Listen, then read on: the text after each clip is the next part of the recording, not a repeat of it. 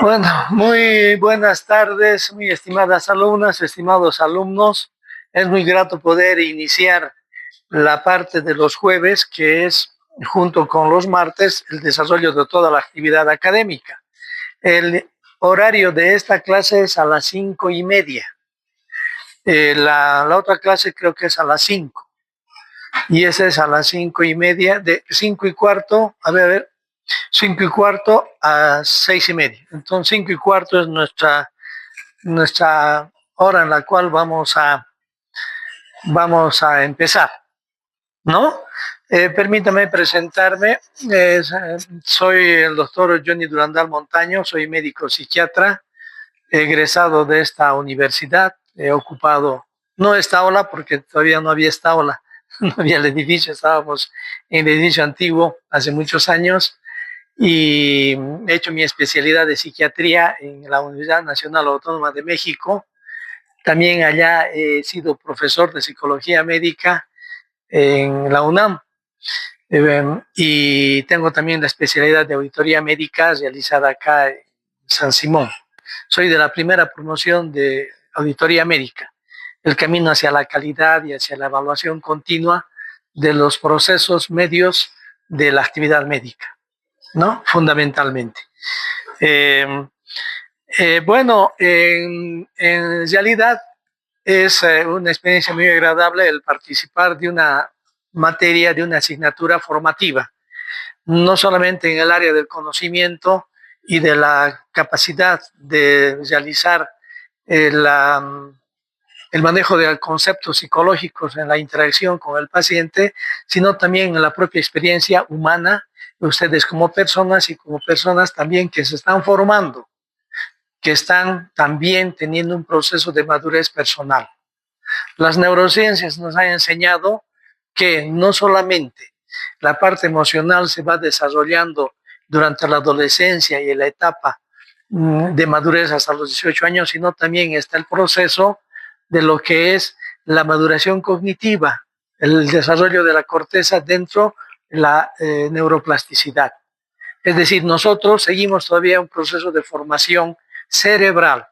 Esto no se va a terminar ni se ha terminado a los 18 años, sino que va a seguir hasta los 23, 24, 25 años. La ciencia está demostrando de que los procesos de mielinización, los procesos de corticalización, los procesos de la sinapsis que van creándose son procesos que siguen avanzando a lo largo de los años, y sobre todo en la parte cortical durante la etapa del adulto joven. De esta manera podemos actuar e intervenir cuando ustedes todavía no están totalmente rígidos en el proceso del crecimiento y del desarrollo. Tenemos un espontáneo que está por estos rumbos. Bueno, es parte del desarrollo. Entonces, vamos a poder desarrollar a lo largo de esta clase, que está dividida en dos. La he dividido en dos para que el campo sea bastante bien desarrollado, el campo de la psicología médica. Entonces, la introducción no ve a la materia. Vamos a hablar de cuáles son los fundamentos de la medicina psicológica, qué es en sí la medicina psicológica, una reflexión sobre la conciencia, porque es el último eslabón del conocimiento del cerebro. Y eso no lo podemos hacer todavía. Todavía no sabemos qué es la conciencia, es muy interesante. Vamos a hablar un poquito del maestro, del fundador del psicoanálisis, que curiosamente no es un psiquiatra, es un neurólogo que ha dado los aportes para el conocimiento psicológico del ser humano. El campo que abarcamos, hacia dónde nos manejamos y cuál es el área que nosotros intervenimos. Una parte muy importante es el humanismo, una corriente filosófica que pone en el centro al ser humano. Y también vamos a hablar un poco de algo que es impresionantemente importante, la personalidad. Todos nosotros somos únicos y somos diferentes. Todos nosotros somos un universo. Cuando un ser humano fallece, cuando un paciente se nos va, se ha ido un universo. Y ese universo es irrepetible, es único. Y eso nos hace a nosotros de una forma muy peculiar. Pero al mismo tiempo nos parecemos. Al mismo tiempo, todos los que estamos acá compartimos ciertos rasgos de carácter, tenemos cierta forma de comportarnos, tenemos una serie de valores, nos parecemos. Y esa es la personalidad. Diferentes, pero también parecidos. El último eslabón del conocimiento humano, el cerebro. Todavía no sabemos muchas cosas de él. Voy a hacer un acto de magia. Voy a hacer un acto de magia. Siga mi movimiento.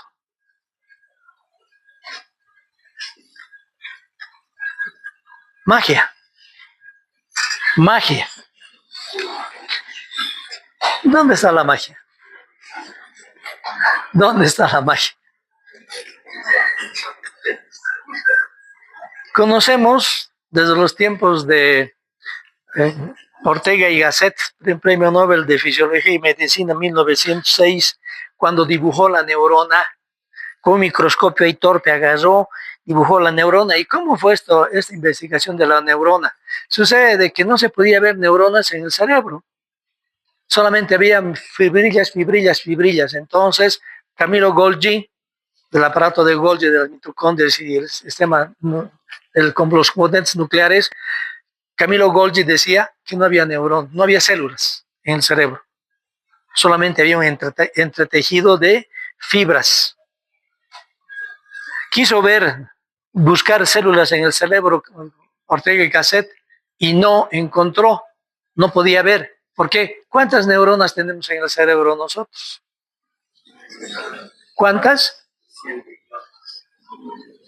100.000 millones de neuronas. 100.000 millones de neuronas.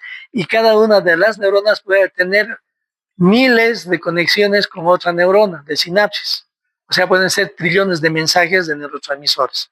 Esas 100.000 millones de neuronas hizo que entonces Camilo Ortega y Gasset agarró y dijo, no puedo ver con semejante complejidad células. Entonces agarró embriones de pollo y le puso el colorante de Camilo Golgi, le pintó y de repente vio la primera neurona y dijo, hay células, después se llamaron neuronas, hay células en el cerebro.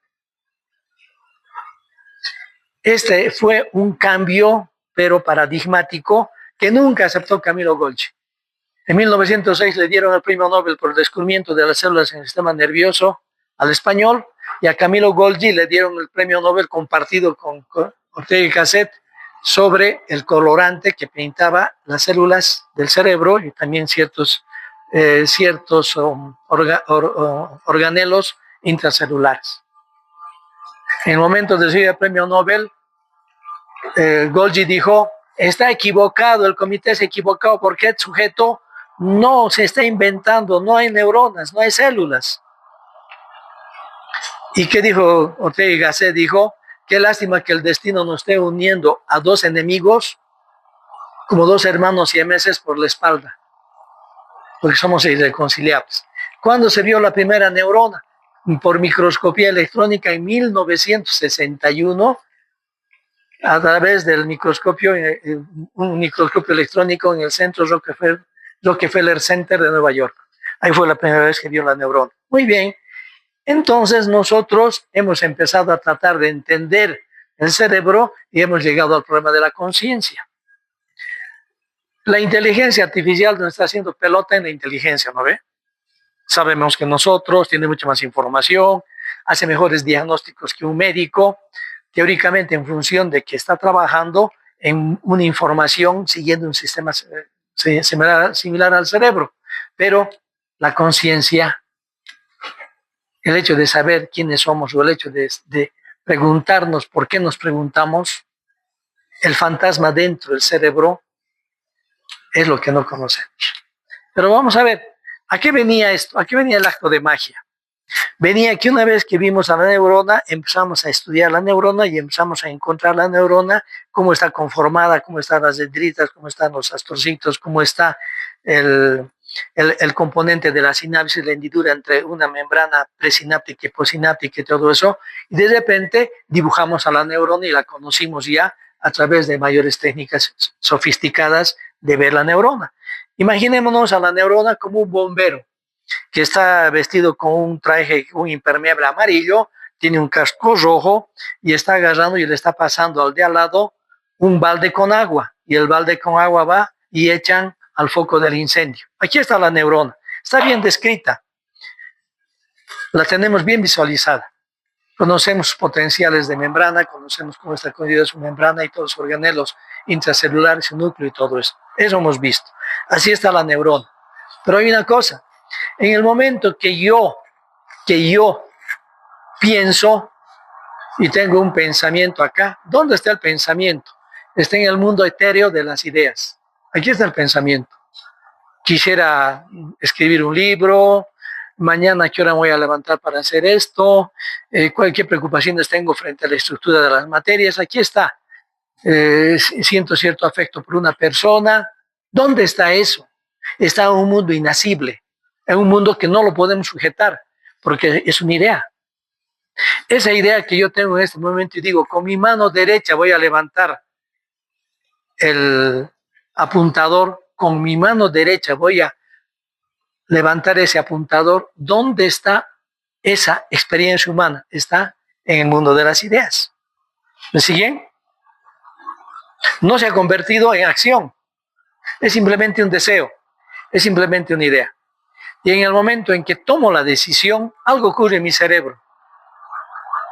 Esa idea se convierte en molécula. Esa idea que tengo acá tiene que convertirse en energía y en molécula para que se dispare el potencial de acción de la primera neurona motora.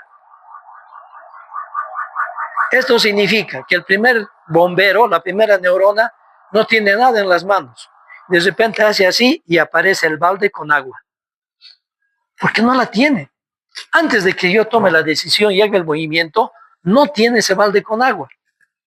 Pero cuando yo decido, hay un potencial de acción. Incluso puede que el potencial de acción se dispare antes que yo decida. Antes de que yo tome la decisión, hay un potencial previo al potencial de acción que se dispara en el cerebro porque mi cerebro ha tomado una decisión que yo no sé. Eso, el cerebro, la conciencia, hace una pequeña onda cerebral que no es consciente. Luego viene otra onda que es la onda de decisión, de la cual yo me doy cuenta que quiero levantar el apuntador. Aquí hay dos cosas que todavía no podemos entender. ¿Por qué el cerebro toma la decisión y no yo? Yo no tomo la decisión porque eso, antes de que yo me dé cuenta que quiero levantar, ya se dio. Le podemos decir a un sujeto, cuando usted quiera, levante el apuntador. Y su cerebro está siendo escaneado y está siendo también tomado por todas las ondas cerebrales. Estamos registrando. Y de repente vemos una onda pequeña que el sujeto no se da cuenta que la ha producido. Y cuando viene la otra onda grande es cuando el sujeto toma la decisión. Pero ya se tomó la decisión por lo menos 0.8 milésimas de segundo antes de que sea consciente. Es muy complejo. ¿Y de qué manera se produce entonces el potencial de acción? Que la idea convierte potencial de acción en una molécula para que se dispare la acción de la primera neurona motora. Eso todavía no lo sabemos. Tal vez sea puro física cuántica. No sabemos cómo se produce eso, pero ahí van las neurociencias tratando de buscar. Ya conocimos de que la decisión del ser humano, el ser humano no toma la decisión, toma su cerebro. Eso sí ya se ha descubierto en investigaciones. El cerebro toma la decisión antes de que nosotros tomemos la decisión. Entonces miren todo el terreno que tenemos que manejar para poder ir entendiendo lo que es el complejo sistema de la mente. Entonces, ¿es difícil abordar la experiencia psíquica? Sí. Si el cerebro humano fuera tan simple que lo pudiéramos comprender, entonces nosotros seríamos tan simples que no lo comprenderíamos. ¿Por qué? Porque allí tendríamos solo 10.000 neuronas. Y al tener solo 10.000 neuronas no podríamos entender cómo funcionan las 10.000 neuronas. Y como tenemos 100.000 millones de neuronas, somos un conflicto increíble de procesamiento neuronal. ¿Alguna pregunta hasta acá? ¿Vieron la magia? Y eso hacemos todos los días. Todos los días estamos haciendo magia en un cerebro que todavía no sabemos cómo funciona exactamente, pero mucho hemos aprendido, ¿sí? Entonces, dentro del terreno que vamos a atacar nosotros está en relación a todo el componente psíquico de la vida del médico, pero también de la vida de los pacientes. Tenemos tecnología que vamos a revisar, tenemos avances grandísimos que estamos haciendo en el cerebro y tenemos al principal sujeto de nuestro trabajo médico y psicológico, pero detrás de este sujeto hay una historia. ¿Sí? Este señor es el CEO, es el máximo representante de una empresa que tiene que viajar al Brasil a se unirse con empresarios japoneses para hacer un negocio grande de importación al país. ¿No ve? Va a su chequeo, tiene en 2 semanas, tiene la reunión importantísima de coordinación con empresarios de otros lugares del mundo. Va a su control y le dicen, señor, hay una señal anómala en la próstata y algo que según la resonancia magnética es compatible con un proceso tumoral. Tenemos que hacer una biopsia y tenemos que hacer una intervención. Él dice, no, un momentito, tengo cosas que hacer. No, señor, no tiene cosas que hacer. Usted tiene que seguir este procedimiento, el equipo en 1 semana está a su disposición y en 10 días se lo opera. No, pero yo tengo cosas que hacer. No nos va a hacer caso, va a someterse, se va a poner en un riesgo de vida, porque una vez está diagnosticado, una vez que hace la biopsia, ya se removió el avispero, las células empiezan a ponerse en trance y su diferenciación celular está muy alterada. La vida ha cambiado. La vida ha cambiado. Ya no es dueño de sus decisiones, ya no es dueño de lo que pudiera hacer o de lo que quisiera hacer. Podríamos hacer un ejemplo más cercano a nosotros. Ustedes tienen el primer parcial de fármaco, lo sacuden. Uy, lo sacuden del examen. Llega el segundo parcial. Yo me pondré en cuestión de usted, si yo. Entonces yo doy un examen así en el primer parcial. En el segundo parcial, los docentes dicen, miren muchachos, ha sido muy duro el primer parcial. El segundo vamos a tener una mayor flexibilidad. Podemos agarrar y en vez de 10 temas vamos a pasar a 6 y vamos a darles chance. Apunto al segundo parcial. Estoy apuntado al segundo parcial, en 1 semana el segundo parcial y de repente yo voy a mi consulta médica ¡prum! Y me encuentro una alteración en mis células blancas. ¡Ay, caramba! Tiene 70,000 de leucocitos. Eso no está bien. Tenemos que volver a repetir esto, está ocurriendo algo. Ah, no, pero yo tengo que dar examen de fármaco. Tenía que dar examen de fármaco. Mi vida ha cambiado. Mi vida ha cambiado. Y estoy sujeto a entender una enfermedad, estoy sujeto a denunciar a mi libertad de poder tomar mis decisiones, estoy sujeto a una experiencia que ya no me permite llevar adelante lo que deseo. ¿Cómo me puede afectar eso? Ya no tengo chances de presentarme al segundo parcial. Ya no. Entonces, estoy apesadumbrado, estoy sufrido, estoy diciendo, maldita la cosa. ¿Se dan cuenta? Detrás de cada diagnóstico hay un ser humano que tiene que enfrentar su realidad. Y el médico que está viendo los 70,000 leucocitos, esto ha pasado con la nieta de John Kennedy, con la hija de Caroline Kennedy. Su hija ha ido para dar a luz a su segundo bebé y le encontró 100,000 leucos. Leucemia. Le han repetido leucemia. Ha muerto con toda la tecnología, con todo el poder económico, con todo, ha muerto hace unas semanas ella. Porque ha sido terrible su problema. Entonces, en ese sentido, todo esto vamos a ir entrando dentro de lo que es la psicología médica. Por ese motivo, estudia, la medicina psicológica estudia los aspectos psicológicos de los problemas médicos. ¿Por qué? Porque estamos encontrando aquí a alguien que sufre. Relaciona la personalidad, conocemos la personalidad con su sustrato orgánico, neural y endocrino, en función de las respuestas emocionales.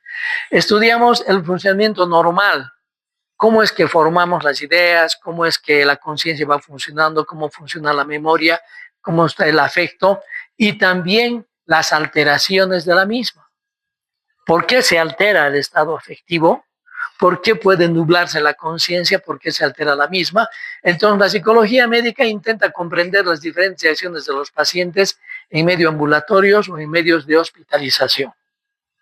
Toda la actividad médica está siendo evaluada y apoyada por la psicología médica, pero también la psicología médica nos toca a nosotros como personas que también tenemos un mundo psíquico, un mundo que sufre también con el paciente, que se cuestiona, y de esta manera es de que vamos nosotros aprendiendo que la empatía es una parte biológica del cerebro y la conciencia es todavía una incógnita para entender. Evidentemente han habido aportes interesantísimos y avances en las neurociencias que nos ha ayudado a poder entender cómo el cerebro va funcionando y nos va dando pautas las neurociencias para entender mejor la situación. Este señor es un tipo maravilloso, es un psiquiatra. Este psiquiatra que primero ha sido psicoanalista, luego ha sido psiquiatra y ahora es un neurocientífico. Siempre en sus fotos está así, contento, feliz de la vida.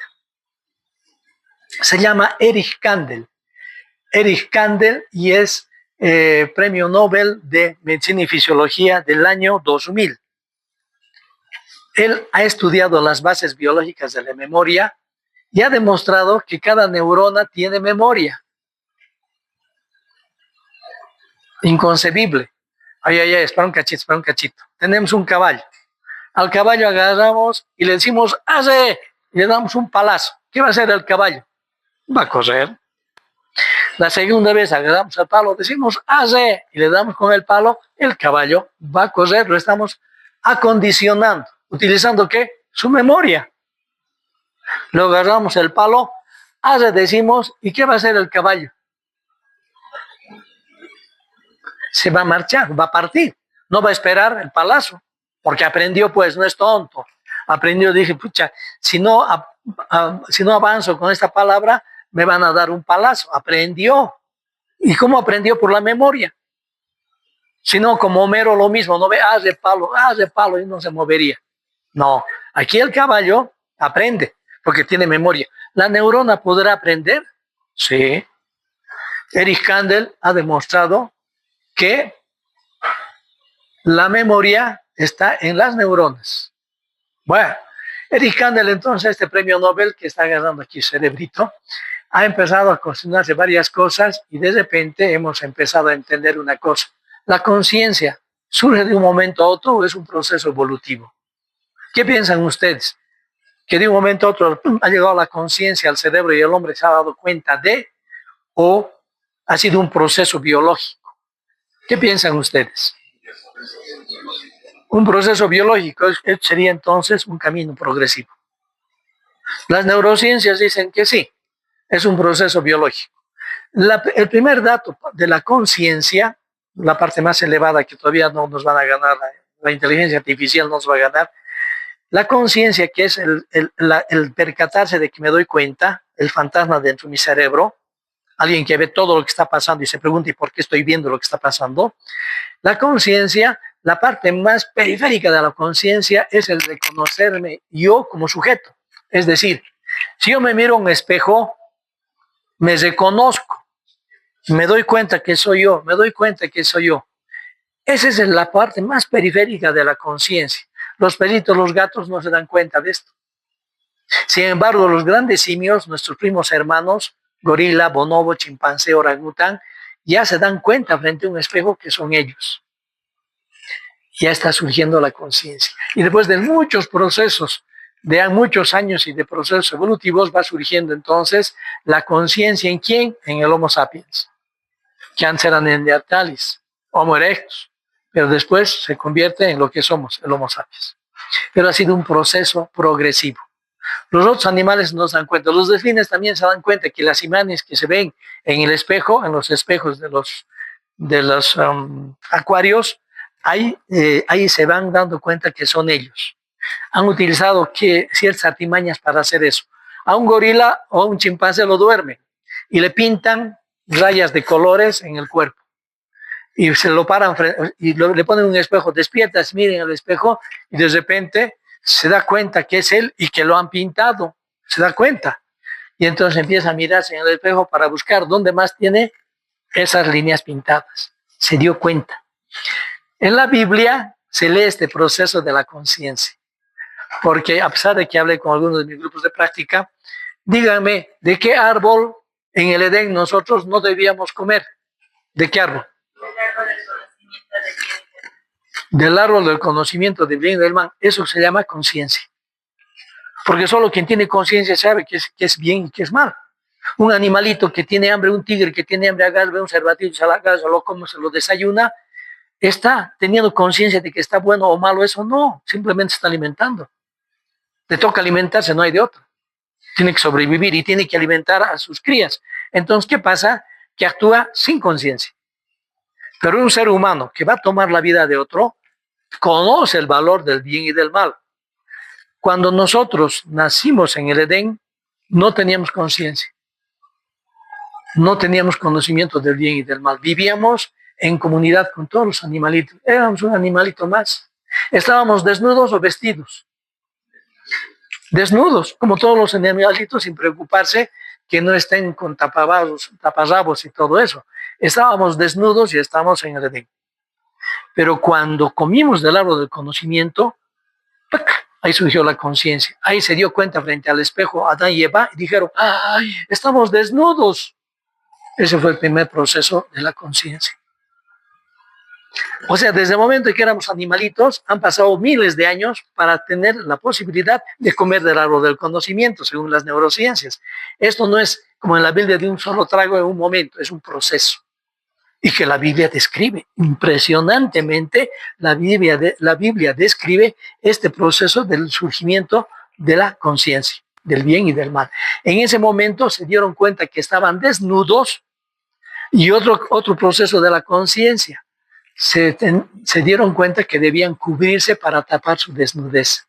Es otro proceso, es la construcción de un proceso y un inicio de la civilización de la vida con otros seres humanos. No vamos a andar desnudos ahí, no, tenemos que cumplir ciertas normas. Entonces, miren, Dios no quería que comamos del árbol del conocimiento, no quería que vivamos en el Edén como todos los animalitos. Dios nos prohibió esto. Esto nos ha prohibido Dios, que lleguemos aquí a preguntarnos, a cuestionarnos, a crear sociedad, a crear conocimiento. Cuando estábamos en el mundo de los animalitos en el Edén, ¿el hombre sufría? Pues no. ¿El hombre se moría? Pues sí se moría. Cuando comimos del árbol del conocimiento, sacamos un pie del Edén y pusimos el pie en otra zona especial en la cual tuvimos conciencia de nuestra finitud. Ninguno de nosotros va a salir vivo de esta experiencia de la vida. Es cuestión de tiempo. Yo estoy más cerca de despedirme. Estoy a unos pasos de despedirme. Estoy éxito. Aquí me voy a despedir. Falta poco. Falta poco. Y ustedes están acá. Y tienen todo esto por recorrer. El conocimiento, la conciencia, nos da esa experiencia. Nos vamos a morir. Es cuestión de tiempo. Cuando cumplan 50 años de promoción, yo no voy a estar aquí. No vamos a estar muchos de los profesores. ¿Por qué? Porque nos va a tocar partir. Y esta es la experiencia humana, la conciencia. Somos la única especie que sabe que se va a morir y se cuestiona. Y este proceso, entonces, es un proceso que tiene que hacer que nosotros seamos conscientes de que solo vivimos una sola vez y que debemos vivir bien, con dignidad, con respeto, con afecto, con empatía entre nosotros y con nuestros pacientes. Pero para no seguir yendo hacia campos filosóficos, entonces he ahí la conciencia. Sabemos qué nos va a pasar. Según las neurociencias, también se han hecho modelos para tratar los estados afectivos. Tenemos ratones. Bueno, podemos deprimir a los ratones, podemos crearles la desesperanza, que es el último paso de la depresión y que puede llevar al suicidio. Les provocaremos entonces una depresión clínica a los ratones. Hemos agarrado, los científicos han agarrado probetas donde han puesto agua, 5 o 6 probetas, y los han metido a ratoncitos. Y los ratoncitos con agua, ¿no? La mitad de la probeta con agua. Entonces, ¿qué hacían los ratoncitos? Tenían que nadar para no ahogarse. Pero estaban en envases de vidrio. ¿Qué pasaba? 10 minutos, 15 minutos, a los 20 minutos empezaban a crear desesperanza. A los 20 minutos de estar nadando ahí para sobrevivir, se agotaban, se cansaban, pero llegaba un punto en que se abandonaban. ¿Qué hacían? Se hundían a morir ahogados. ¿Por qué? Porque ya no les daba ni el físico ni lo emocional. Entonces los investigadores los sacaban, los secaban, les daban comidita, todo, y otra vez los metían a las probetas. Y otra vez ahí, los pobres ratoncitos hacían hasta que... En la cuarta vez ya no nadaban. Sí, se les daba alimentación, se les hacía descansar. La cuarta vez que los metían los ratones ya no nadaban. Se iban al fondo a morir. ¿Por qué? Porque ya no tenían esperanza de que sobrevivan. Entonces aquí se ha detectado que a través de estos experimentos podemos provocar que el ratón sepa que está atrapado y que no tiene ya salida. Ya no lucha. En se agarraba el ratoncito, se les inyectaba serotonina, un neurotransmisor que ahora es la base de muchos antidepresivos, serotonina, se los metía y otra vez luchaban por su vida durante 20 minutos. Se le inyectó un medicamento, se le inyectó esperanza. Es la base de los estudios para los antidepresivos. Los monos y los delfines ya les he contado. Ya les he contado cómo la base de la conciencia ya en estos animales ya empieza a surgir. Y probablemente más adelante pueden con el desarrollo llegar a tener la conciencia, vamos a ver, en ese sentido. Y la historia de Santino, que es un chimpancé que está en un zoológico en Suecia, Santino, estaba sentado ahí y iban los visitantes y le sacaban fotos a Santino, Santino ahí mirándolos, y no había barreras, no había vallas y todo esto, sino que tenía un espacio donde no podía ir hacia los visitantes y lo podían ver así como en su ambiente, y le sacaban fotos los turistas, todo a este chimpancé, Santino. Y un día Santino dijo: ¿por qué yo no me divierto también? Estoy aquí aburriéndome con todos estos cuates, me voy a divertir. En la noche agarró varias piedras y puso a su lado, donde se sentaba las piedras, y se puso a esperar que lleguen los turistas. Y los turistas empezaron a llegar, a sacarle fotos. ¿Y qué hizo Santino? Agarró las piedras y ¡pah! ¡Pah! Les empezó a arrojar a los turistas. Los turistas tuvieron que salir escapando de esa parte porque les atinaba. Como no somos tontos los seres humanos, aprendimos a que no había que acercarse si Santino estaba con las piedras cerca. Vean. Pero ¿qué hizo Santino? Pensó y pensó. Porque los chimpancés también piensan. Y en la noche reunió las piedras y agarró paja y unas hierbas que estaban por ahí y las cubrió. De no creeres, ¿no? Y evidentemente ahí aparecieron los turistas. Se acercaron y debajo de las ramas y debajo de las pajas sacó las piedras y empezó a romper la cabeza a los turistas, ¿no? Entonces, todo este proceso entonces hace que nosotros vayamos estudiando especies inferiores y todo eso. Y para resolver esto, es un caracol marino. Aplysia californica se llama. Aplysia californica es un caracol marino de más o menos unos 20 centímetros de tamaño, que tiene 20.000 neuronas.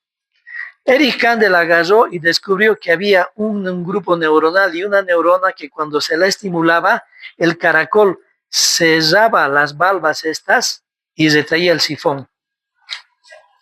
Entonces, ¿qué hizo él? agarró y le puso un potencial de acción que no provocaba el cierre de las valvas.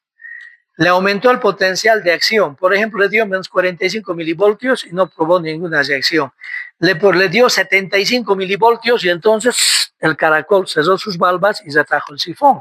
Dijo, el potencial de acción de esta neurona es de menos 75 y esta neurona tiene que ver con este reflejo, porque solo tiene 20.000 neuronas. Entonces, ¿qué hizo? Agarró, le puso 45, 45, 45, 45, 45 y ¡fum! Cerró las valvas. ¿Qué hizo? Su potencial, ¿cómo se llama? Sumación de potenciales. Dijo, bueno, esto ya lo sabe, ustedes ya lo han revisado, ya saben eso. Y dijo, pero ¿será que puede tener memoria? ¿Cómo sería la memoria? Que en vez de sumar menos 45, le dé menos 45, espere una hora, le dé otros menos 45, espere otra hora, le dé otros menos 45 y espere una hora. No pasa nada. No pasa nada. ¿Por qué? Porque no hay sumación de potencial. Es muy dilatado. Haré algo. Le voy a dar menos 45. No pasa nada. Le voy a dar menos 75. ¿Qué pasa con menos 75? Ahí la respuesta. Le voy a dar menos 45. No pasa nada. Le voy a dar menos 75. Ahí la respuesta. Ahora, ¿qué tal si le hago varios días esto y el animal aprende? ¿Aprende qué? Que después de menos 45 va a llegar otra descarga de menos 75. ¿Aprenderá esto? Entonces, le doy menos 75 y de repente la plicia cerró sus valvas y se trajo el sifón. ¿Qué ha pasado? Ha aprendido la neurona que después de menos 45 va a venir una de 75. Y por eso actúa antes de que reciba una descarga más fuerte. El caballo, antes de recibir otro palo, marchó. Y dijo, hay memoria en la neurona. ¿Y dónde está? En su composición química. ¿Y dónde está? En su sinapsis. Ahí está la memoria. De una sola neurona, ¿se imaginan? De tal manera que si hacía menos 45, menos 75, menos 40, durante una semana le duraba el recuerdo a la neurona. Una semana la neurona respondía a solo menos 45 milivoltios. Y después de la semana se le perdía y había que volver a hacer. Lo que ocurre con nosotros, estudiamos ahora todo eso y cuando llega el examen tenemos que agarrar lo que ya aprendimos y a volver a actualizar ese conocimiento. Porque mucho se ha quedado ya en un cambio en las dendritas, en la sinapsis ha habido un cambio, pero en otras áreas no necesariamente y hay que volver a repetir. Entonces, ese descubrimiento de descubrir que la neurona pueda tener memoria en sus componentes químicos, le ha valido el Premio Nobel de Medicina y Fisiología del 2000. Y siguiendo con eso nos preguntamos, ¿dónde está la realidad? Cuando estudiemos la psicopatología y la psicopatología, comprenderemos nosotros que la realidad no es esto que estamos viendo. Lo que ustedes están observando en este momento no es de la realidad, sino lo que su cerebro está construyendo. Una forma activa de conocer el mundo es un proceso cerebral que cada uno de ustedes lo hace por su biografía, por su experiencia, por sus capacidades. Mire, me llama a una clínica, habrá un paciente que está hospitalizado y la esposa está al lado, me preocupada, él también están preocupados y en su brazo izquierdo tiene una mantilla. Y me dicen, le está haciendo frío, doctor, siente mucho frío, siente que cierra el puño, que abre el puño, siente que le jalan, siente que en el codo hay dolor y todo eso. Agarro, levanto la mantilla y ¿qué veo? Que el hombre está amputado desde la parte inferior del hombro. No tiene ya la extremidad izquierda. Sin embargo, siente, percibe que le mueven, que le jalan, que le están haciendo algo en ese brazo que no existe. ¿Por qué? Porque sigue su representación. Ya no hay físicamente. Sin embargo, mentalmente sigue teniendo la representación de esa extremidad izquierda. Y otro caso que también se puede ver en función de que aquí está la construcción de la realidad. Es un paciente, un señor de edad, que tiene 86 años y por glaucoma ha perdido la vista en el ojo izquierdo, lo operan, está intervenido, está en el hospital unos 2 días, ya le dan de alta, llega a su departamento, vive solo el anciano, se sienta, sus oraciones, se recuesta, apaga la luz y de repente 3 varones aquí y 3 mujeres a los lados de la cama que lo están mirando. Él se asusta, agarra el bastón, golpea y el bastón hiende el aire. No hay nadie. Enciende la luz y no hay nada. Otra vez se recuesta, apaga la luz y otra vez aparecen las personas mirándolo. ¿Qué está pasando? ¿Cómo se está produciendo esa imagen alucinatoria? La explicación es que cuando está con la luz natural, el ojo que ve, el ojo sano, está funcionando y está captando la realidad. Pero cuando se apaga la luz, el ojo sano deja de funcionar porque no ve. No hay imágenes, no hay luz. Y de repente el ojo que ha perdido empieza a ver. No es que el ojo está viendo porque ya no hay ojo, lo han enucleado. Lo que pasa es que el cerebro, por desafrentación, empieza a producir imágenes y a proyectarlas en su cerebro, y eso es lo que él ve. El ojo izquierdo que no ve, por desafrentación, manda imágenes cuando deja de ser estimulado el otro ojo. Este sistema complejo de senso-percepción es lo que vamos a revisar también en la materia. Este es el famoso Sigmund Freud, el padre del psicoanálisis, que ha tenido una idea muy interesante. Solamente esto lo vamos a desarrollar en lo que es la personalidad. Simplemente decirles que hay una división topográfica y estructural en la mente, y Freud ha dicho que tenemos una parte consciente, una parte preconsciente y una parte inconsciente. ¿Qué significa consciente? Me doy cuenta de. Esto es un iceberg y aquí está el agua.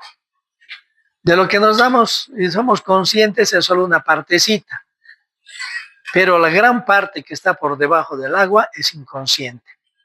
No nos damos cuenta de lo que hacemos. ¿Cómo podemos llegar a este mundo inconsciente? Por el estudio de los sueños, por el estudio de los actos fallidos, por la asociación libre llegamos acá. Los sueños nos dan mucha información de lo que ocurre acá. Sin embargo, solo nos damos cuenta de esto.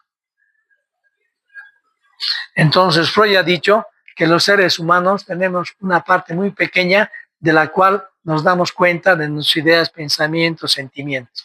Todo lo que ocurre por debajo no nos percatamos. Podría darles ejemplos, pero esto nos va a llevar un poco más de tiempo, pero esto es lo que ha aportado Freud en ese sentido. ¿Sí?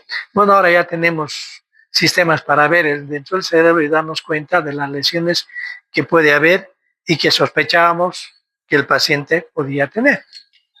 ¿Sí? Entonces, hay que ver que en los últimos 100 años, más de 80 años, 100 años, la ciencia avanzó más que en los siglos anteriores. Hemos dado unos saltos cuantitativos impresionantes, pero ha surgido una desproporción entre el conocimiento estructural del cuerpo humano y el conocimiento de la persona en su condición biográfica humana y en su condición de un ser pensante. Entonces hay una desproporción que nosotros tenemos que cesar, que es muy importante. Entonces, a pesar del concepto de Claude Bernard de que no hay enfermedades sino enfermos, la indivisibilidad e individualidad no se aplica y prácticamente tratamos a los pacientes a todos por igual. Cuando les he dicho que es diferente este CEO de una empresa o yo como estudiante que está enfrentando una situación, detrás de mí hay una biografía, hay una vida que me hace diferente al otro. Y esto entonces hay que tomar en cuenta. Entonces, esta premisa es muy importante, no hay enfermedades sino enfermos. La misma enfermedad se manifiesta de diferente manera en cada uno de nosotros. Eso es muy importante. Entonces, esta relativa incapacidad del médico para el abordaje psicológico es parte de la orientación de la educación médica que nosotros planteamos de manera tal que se ha ido desarrollando. Antes conferencias, pero ahora ya una asignatura muy estructurada. También otro problema que tenemos es que la especialización también como un manejo restringido de patología que tiende a ver parcialmente al paciente, porque la especialidad que uno hace ver muy parcialmente a un sujeto, ¿no ve? Y eso es algo también que tenemos que en ustedes provocar una visión integradora del ser humano, una integración biopsicosocial. Ha sido difícil entender al ser humano, ha sido difícil estudiarnos, sí, porque nosotros somos sujetos y objetos del conocimiento. Complicadísimo.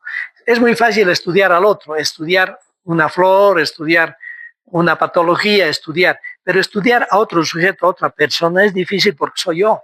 Soy yo que me estudio a mí mismo. Entonces ha sido un escollo muy grande para la ciencia el estudiar que el ser humano sea al mismo tiempo un sujeto y un objeto de conocimiento.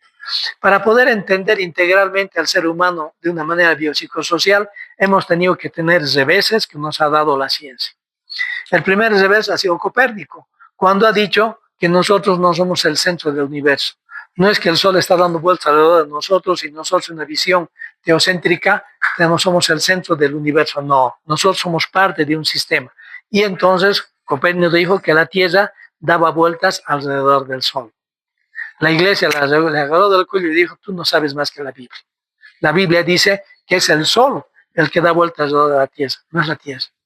No, pero yo a través de mis estudios, mi catalejo, aquí nada, tu catalejo se va al diablo, mira, lo deshago porque tú no puedes tener mayor autoridad de Dios. Porque Dios dijo, porque Josué, cuando estaba luchando y estaba peleando contra los filisteos y estaba llegando la noche, iba a atardecer y se iban a escapar los enemigos de Dios, pidió que el sol se detenga. Y dice la Biblia, y el sol se detuvo. El sol se detuvo porque el sol es el que gira. Se detuvo. ¿Para qué? Para que Josué pueda acabar con todos los enemigos porque el sol se quedó iluminando el campo de batalla. Basado en esa premisa, casi le queman las piernas a Copérnico. ¿No ve? Porque estaba dando una situación contraria al pensamiento bíblico. De esta manera, entonces, tuvimos que aceptar sí que Copérnico tenía razón y que nosotros somos un satélite más del Sol, somos un planeta que da vueltas y que hay muchos planetas parecidos a nuestro. Otros revés ha sido Darwin, cuando ha dicho, nosotros hemos sido un proceso evolutivo. Hay eslabones que están faltando. Hay una foto que no le he subido, me acabo de dar cuenta. Es la foto de un pie humano y simio. Toda la estructura es de un pie humano, pero tiene el dedo oponible en el pie. Esto es de ser humano y es de mono. Ha encontrado eso. Porque nuestro pie está así, no ve, así está nuestro pie. Pero ese pie humano, hasta aquí es humano, tiene el dedo gordo oponible como de lo de los simios. Darwin dijo eso y ese fue un sopapo, porque no aceptábamos. Y finalmente Freud que ha dicho que no somos conscientes de todo lo que hacemos. ¿Sí? En el pasado entonces había dos maneras de aproximarse a la realidad. Humanidades, que es filosofía, literatura, poesía, ética, y ciencias humanas, que están más cerca de nosotros, como la antropología, la psicología, la sociología, la axiología, la historia. La relación directa de la medicina es con las ciencias humanas, pero actualmente sabemos que requiere de las primeras como la ética, y la ética que surge de estas humanidades en ayuda de la medicina para que surja luego la bioética. Entonces los logros de la medicina y neurociencia son notables, pero tienen sus limitaciones. Por ejemplo, no darle importancia a la subjetividad de quien sufre. El mundo, el enfermo, el sujeto detrás de la enfermedad. Entonces, eso es lo que tenemos que andar nosotros. Existe el riesgo que bajo el signo del progreso de la medicina se convierta en una tecnología fría y no podamos abordar al ser que sufre, hacer que circunstancialmente esté al otro lado del escritorio. Este es un matrimonio noruego que han descubierto el GPS interno. ¿Ustedes alguna vez se han preguntado cómo algunos amigos suyos, cuando beben y se emborrachan, llegan a su casa y no saben cómo han llegado? Incluso están en su auto, 10 de la noche, y de repente se les borra ¿cómo se llama? Se les borra el cassette y se encuentran a las 6 de la mañana durmiendo y dicen, el auto, he traído el auto, ¿dónde está el auto? Van y ven el auto. Dios mío, ¿cómo ocurre eso? Premio Nobel 2014 ha encontrado que hay unas células en el hipocampo que habían sido las que dirigen nuestro reconocimiento y nuestra ubicación espacial. Eso es increíble. Han agarrado unos ratones y les han puesto un laberinto y al otro lado, ¿qué? Soltaban a los ratones iban por el laberinto y tardaban 20 segundos en llegar al otro lado. Les saltaban la segunda vez y 14 segundos, la tercera vez 12 segundos, ya no podían ir más porque ya habían aprendido. Les cambiaban el laberinto, lo soltaban otra vez 15 segundos, otra vez 14 segundos y luego en 12 segundos quedaban. Y curiosamente, cuando estaban recorriendo y conociendo el laberinto con los bigotes y fijándose, hay células en el hipocampo que estaban funcionando intensamente. A ver, ¿De qué se tratan estas células? Han agarrado, han quemado con alcohol absoluto esas células, han agarrado el ratón, lo han soltado 15 segundos, 15 segundos, 15 segundos. Nunca pudo bajar a 12. ¿Por qué? Porque no tenía el registro de las neuronas del hipocampo que dan la orientación espacial. Entonces nosotros cuando estamos sin corteza porque hemos bebido y hemos deprimido la corteza, podemos seguir funcionando y podemos ir a otro lado porque no es la corteza la que está guiando, son las células del hipocampo. Es otro premio Nobel de esta situación. Entonces, de una posición humanista, que es el marco filosófico de la medicina psicológica y de la medicina, que es la dignidad de la persona, que es el respeto, que es guiarnos por la razón, que es la empatía, esa posición humanista es muy importante que la tengamos. Entonces, en esta materia, aparte de adquirir conocimientos, habilidades técnicas, el estudiante debe adquirir conceptos y educar su sensibilidad para aprender a percibir la humanidad de los enfermos, su lado subjetivo, lo que sufre, lo que piensa y social. Fortalecer también la empatía y la compasión en los estudiantes de medicina y conocer los medicamentos humanos, la biografía, la personalidad y todo aquello que nos hace a nosotros un universo. ¿Sí? Para terminar, la personalidad. Simplemente un rasgo de la personalidad. La personalidad es una individualidad biológica y psicológica. Biológica, diferente a la forma en que funcionamos frente al estrés, la tendencia a ciertas enfermedades, reacciones idiosincráticas a los medicamentos, rechazo a los trasplantados. Entonces somos diferentes nosotros, no solamente psíquicamente, sino también físicamente, ¿verdad? Pero también tenemos una individualidad psicológica. ¿Por qué? La forma peculiar de ser, de sentir, de pensar, de percibir, de actuar, de utilizar los mecanismos de defensa, de vencer las frustraciones, de utilizar la autoridad, es solo nuestra. Cada uno de nosotros, de una manera muy peculiar, lleva adelante eso.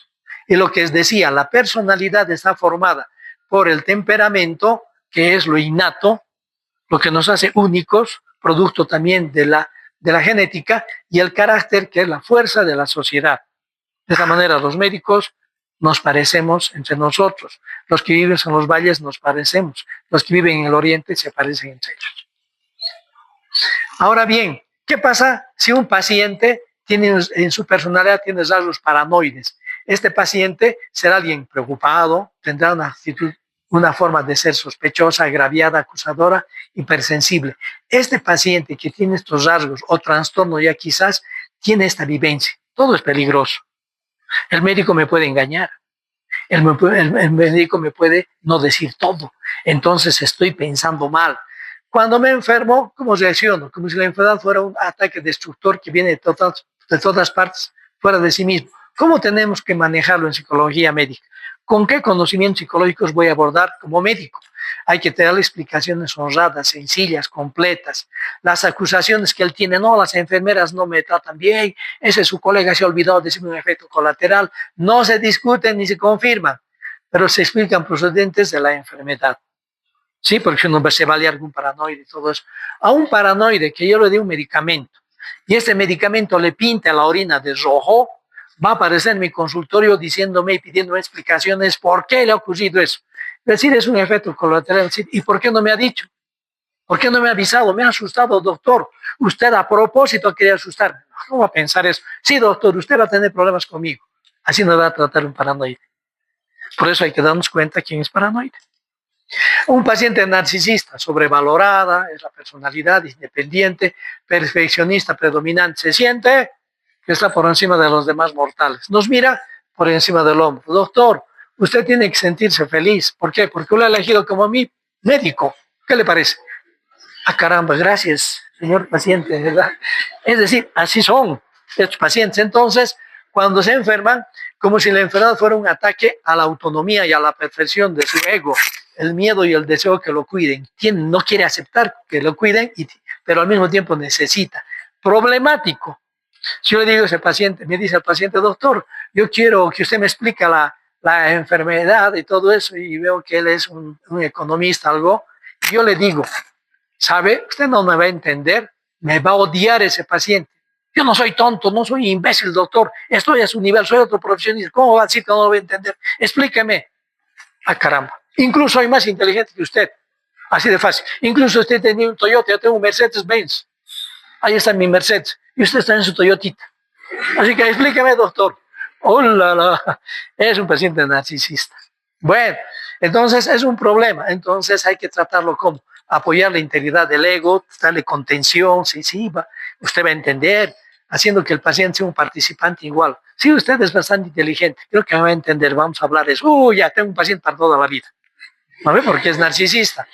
Y entonces así lo manejamos. No, todo esto lo vemos nosotros en la relación médico-paciente desde el punto de vista psíquico. Histriónica es la personalidad dramática, vivisa, agradable, ansiosa, implicada, es la reina de la película. Vive con gran dramatismo su problema.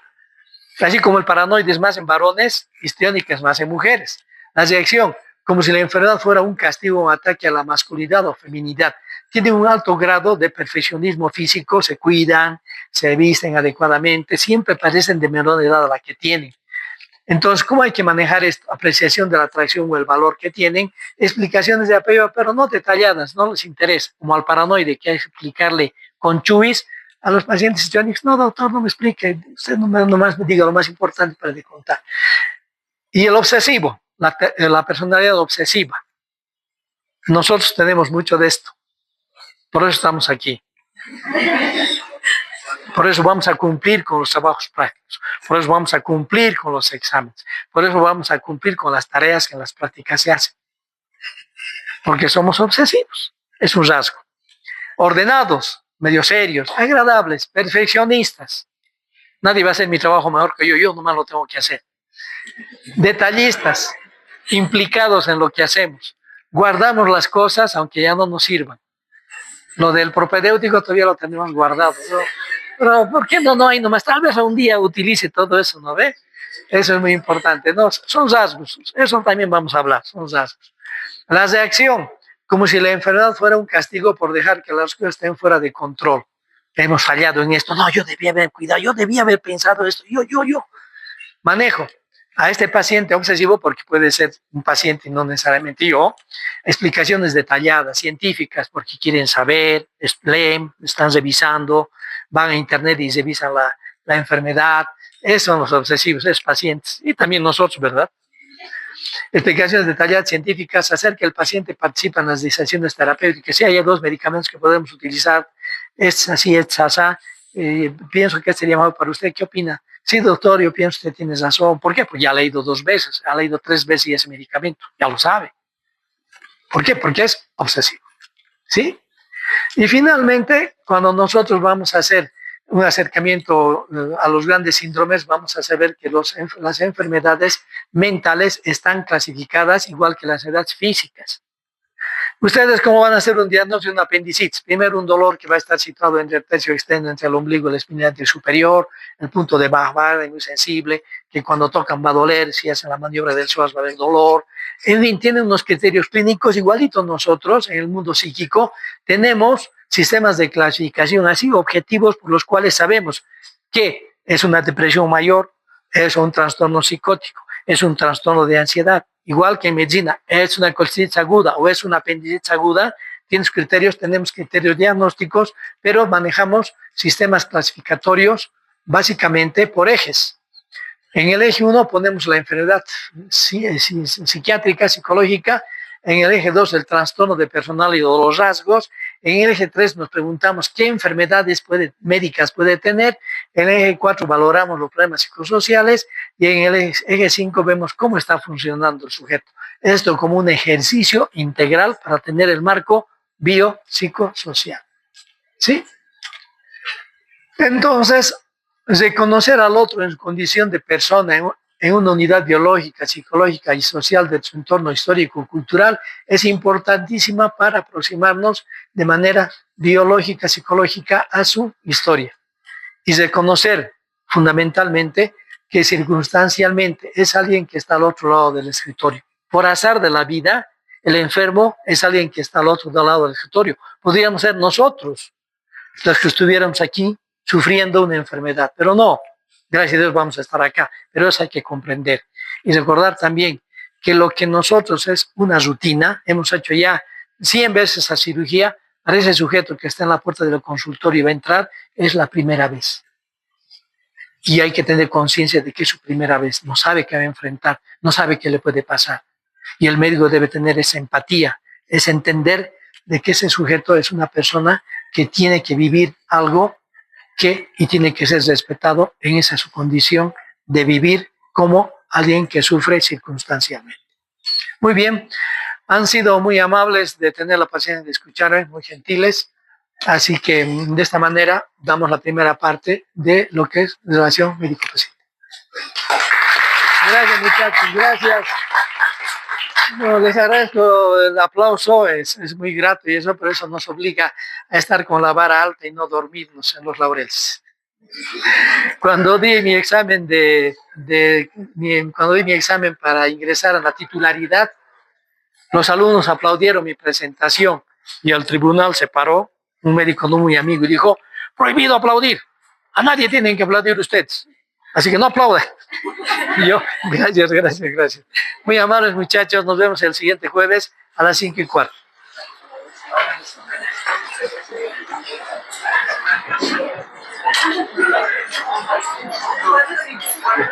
Dime. En algún lado pudiera pasar en su grupo. ¿Y las diapositivas? Mira, el problema al ser presente